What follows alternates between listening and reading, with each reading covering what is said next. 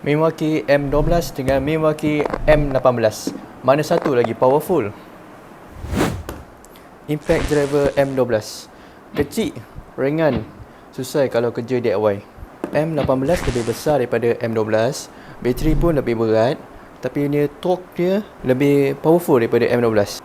Okay, jom test. Dua-dua guna bit dengan skru yang sama. Kita try drive masuk kayu yang tebal.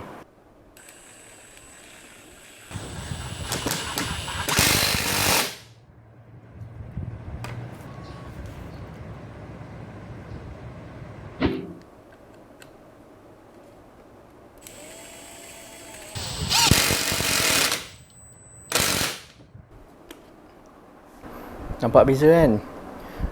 Ni M12 cukup kalau kerja ringan, kerja DIY semua boleh.